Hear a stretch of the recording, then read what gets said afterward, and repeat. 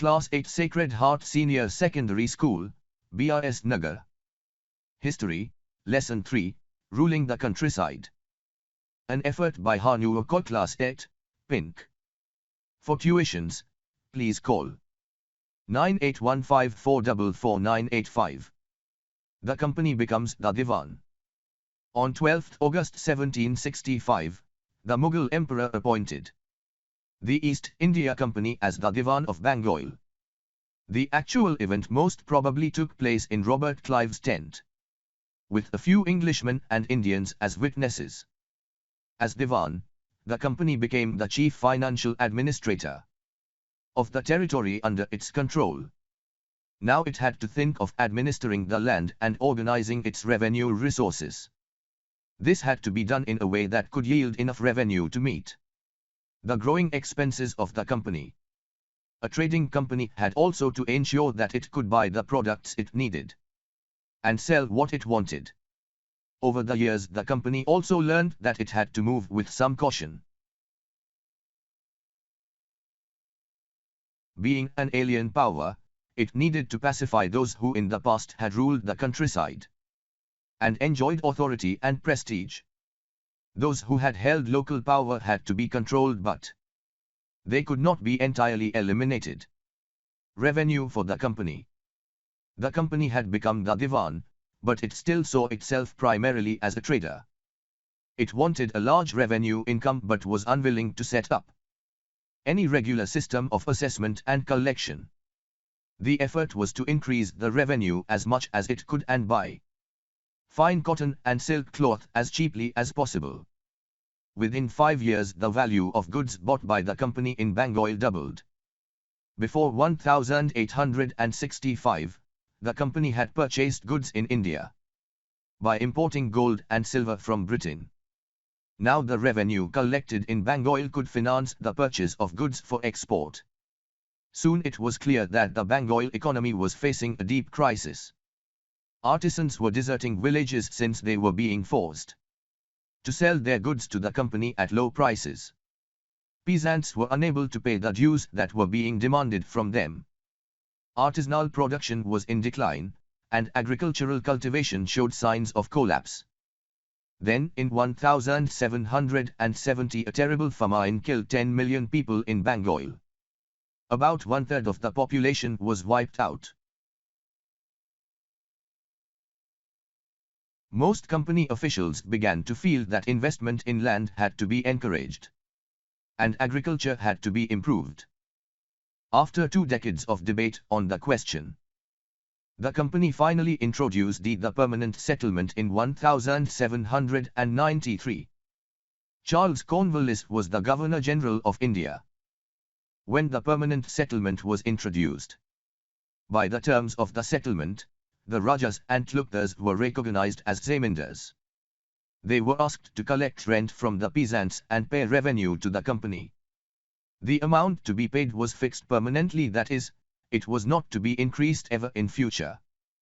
It was felt that this would ensure a regular flow of revenue into the company's coffers, and at the same time, encourage the Zamindars to invest in improving the land. Since the revenue demand of the state would not be increased, the Zamindar would benefit from increased production from the land. The problem. The permanent settlement, however, created problems. Company officials soon discovered that the Zamindars were in fact not investing in the improvement of land. The revenue that had been fixed was so high that the Zamindars found it difficult to pay. Anyone who failed to pay the revenue lost his zamindari. Numerous zamindaries were sold off at auctions organized by the company. By the first decade of the 19th century, the situation changed. The prices in the market rose and cultivation slowly expanded. This meant an increase in the income of the zamindars but no gain for the company, since it could not increase a revenue demand that had been fixed permanently. Even then, the zamindars did not have an interest in improving the land. Some had lost their lands in the earlier years of the settlement. Others now saw the possibility of earning without the trouble and risk of investment. as long as the zamindars could give out the land to tenants and get rent. They were not interested in improving the land. On the other hand, in the villages, the cultivator found the system extremely oppressive. The rent he paid to the zamindar was high and his right on the land was insecure. To pay the rent he had to often take a loan from the moneylender. And when he failed to pay the rent he was evicted from the land he had cultivated for generations. A new system is devised.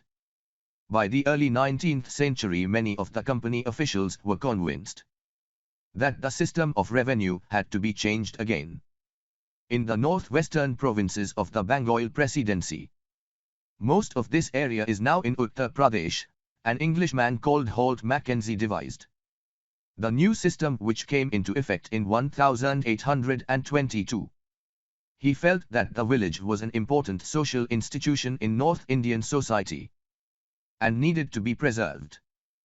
Under his directions, collectors went from village to village, inspecting the land, measuring the fields, and recording the customs and rights of different groups.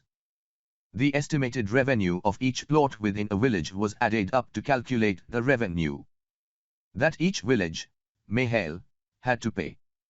This demand was to be revised periodically, not permanently fixed. The charge of collecting the revenue and paying it to the company was given to the village headman, rather than the zamindar. This system came to be known as the Mahelvari settlement. Mahal, in British revenue records, Mahal is a revenue estate which may be a village or a group of villages. The Monroe system. In the British territories in the south there was a similar move away from the idea of permanent settlement. The new system that was devised came to be known as the Ryotwa, or Ryotware. It was tried on a small scale by Captain Alexander Reid in some of the areas that were taken over by the company after the wars with Tipu Sultan, subsequently developed by Thomas Monro.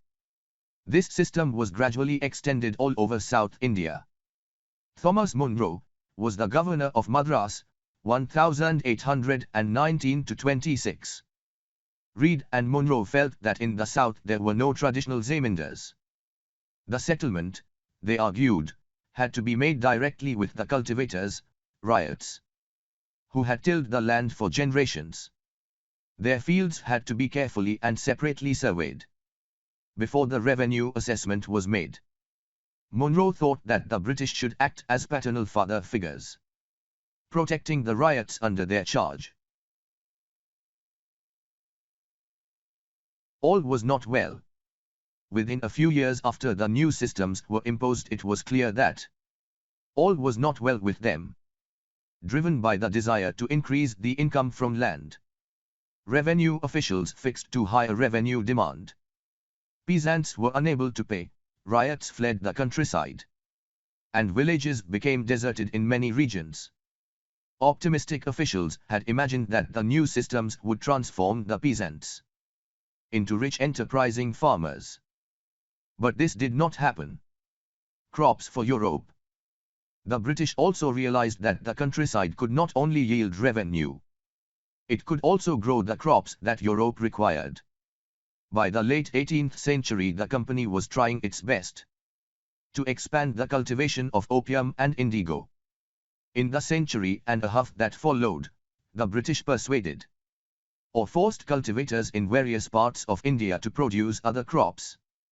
Jute in Bengal, tea in Assam, sugarcane in the United Provinces, now Uttar Pradesh, wheat in Punjab, cotton in Maharashtra and Punjab, rice in Madras. The British used a variety of methods to expand the cultivation of crops that they needed. Rich blue color, commonly called indigo, was produced from a plant called indigo. Blue dye used in the Morris prints in 19th century Britain was manufactured from indigo plants cultivated in India. For India was the biggest supplier of indigo in the world at that time. Why the demand for Indian indigo? The indigo plant grows primarily in the tropics. By the 13th century, Indian indigo was being used by cloth manufacturers in Italy, France and Britain, to dye cloth. However, only small amounts of Indian indigo reached the European market, and its price was very high. European cloth manufacturers therefore had to depend on another plant, called woad, to make violet and blue dyes. Being a plant of the temperate zones, woad was more easily available in Europe. It was grown in northern Italy, southern France and in parts of Germany and Britain. Worried by the competition from indigo, woad producers in Europe pressurized their governments to ban the import of indigo. Cloth dyers, however, preferred indigo as a dye. Indigo produced a rich blue color, whereas the dye from woad was pale and dull. By the 17th century, European cloth producers persuaded their governments to relax the ban on indigo import. The French began cultivating indigo in Saint-Domingue in the Caribbean islands, the Portuguese in Brazil, the English in Jamaica, and the Spanish in Venezuela. Indigo plantations also came up in many parts of North America.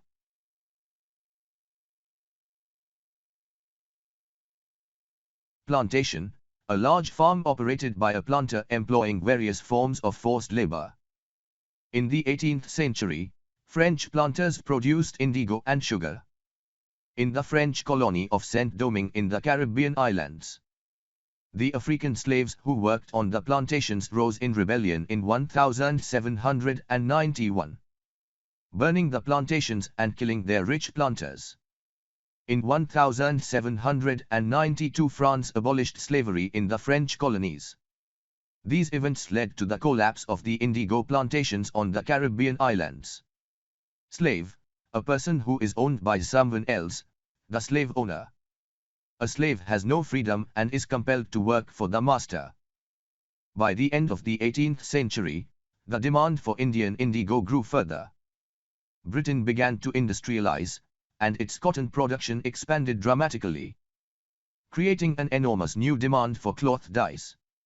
While the demand for indigo increased, its existing supplies from the West Indies and America collapsed for a variety of reasons. Between 1783 and 1789, the production of indigo in the world fell by half. Cloth dyers in Britain now desperately looked for new sources of indigo supply. From where could this indigo be procured? Britain turned to India. Faced with the rising demand for indigo in Europe, the company in India looked for ways to expand the area under indigo cultivation. From the last decades of the 18th century, indigo cultivation in Bengal expanded rapidly, and Bengal indigo came to dominate the world market.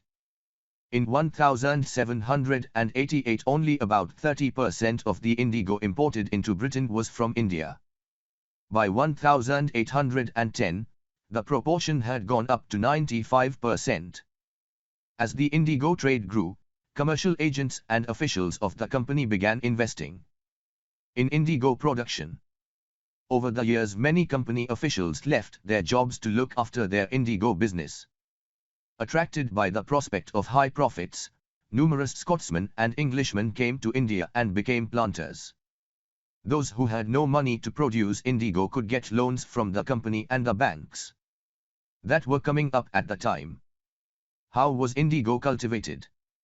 There were two main systems of indigo cultivation, niche and rayoti. Within the system of niche cultivation, the planter produced indigo in lands that he directly controlled. He either bought the land or rented it from other zamindars, and produced indigo by directly employing hired laborers. The problem with niche cultivation. The planters found it difficult to expand the area under niche cultivation. Indigo could be cultivated only on fertile lands, and these were all already densely populated. Only small plots scattered over the landscape could be acquired. Planters needed large areas in compact blocks to cultivate indigo in plantations. Where could they get such land from? They attempted to lease in the land around the indigo factory. and evict the peasants from the area. But this always led to conflicts and tension. Nor was labor easy to mobilize. A large plantation required a vast number of hands to operate. And labor was needed precisely at a time when peasants were usually busy with their rice cultivation. Niche cultivation on a large scale also required many plows and bullocks. 1 bighah of indigo cultivation required 2 plows. This meant that a planter with 1,000 bighahs would need 2,000 plows. Investing on purchase and maintenance of plows was a big problem. Nor could supplies be easily got from the peasants since their plows and bullocks were busy on their rice fields, again exactly at the time that the indigo planters needed them. Till the late 19th century, planters were therefore reluctant to expand the area under niche cultivation. Less than 25% of the land producing indigo was under this system. The rest was under an alternative mode of cultivation, the royalty system.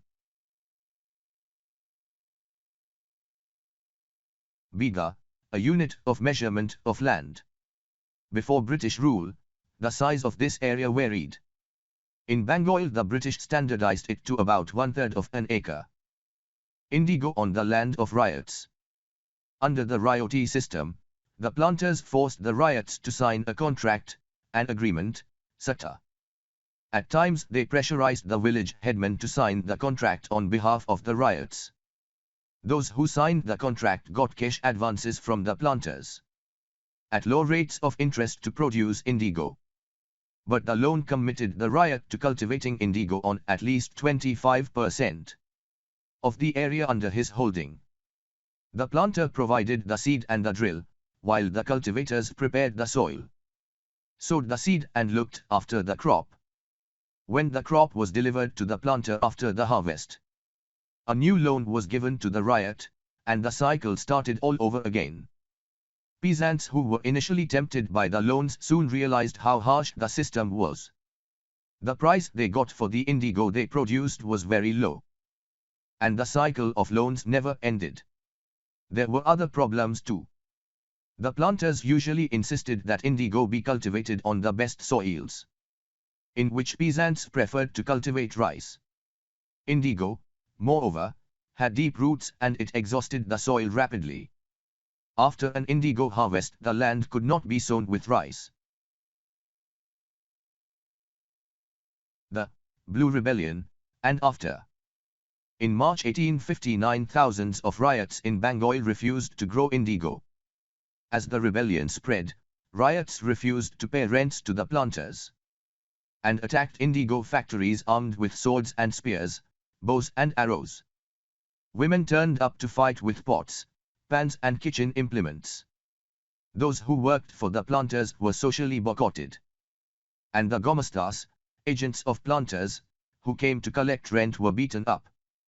Ryots swore they would no longer take advances to sow indigo, nor be bullied by the planters' laratyals, the larati-wielding strongmen, maintained by the planters. Why did the indigo peasants decide that they would no longer remain silent? What gave them the power to rebel?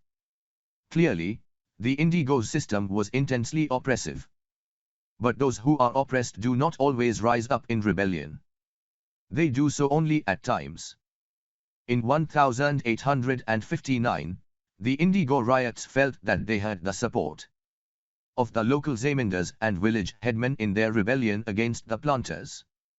In many villages, headmen who had been forced to sign indigo contracts mobilized the indigo peasants and fought pitched battles with the laratyals.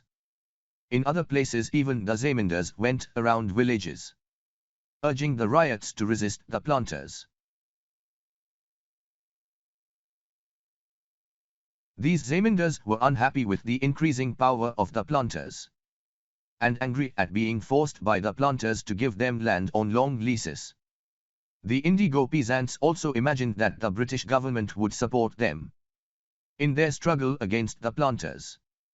After the revolt of 1857, the British government was particularly worried about the possibility of another popular rebellion. when the news spread of a simmering revolt in the indigo districts.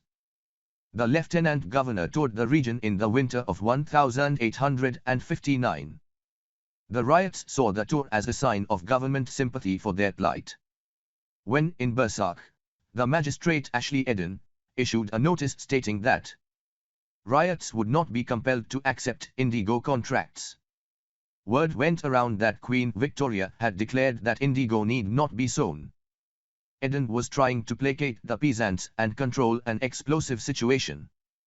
But his action was read as support for the rebellion. As the rebellion spread, intellectuals from Calcutta rushed to the indigo districts. They wrote of the misery of the riots, the tyranny of the planters, and the horrors of the indigo system.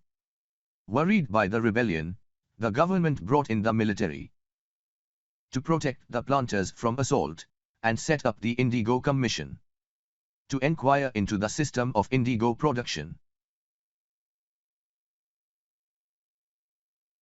The commission held the planters guilty, and criticized them for the coercive methods they used with indigo cultivators. It declared that indigo production was not profitable for riots. The commission asked the riots to fulfill their existing contracts but also told them that they could refuse to produce indigo in future. After the revolt, indigo production collapsed in Bengal. But the planters now shifted their operation to Bihar. With the discovery of synthetic dyes in the late 19th century, their business was severely affected, but yet they managed to expand production. When Mahatma Gandhi returned from South Africa, a peasant from Bihar persuaded him to visit Champaran and see the plight of the indigo cultivators there.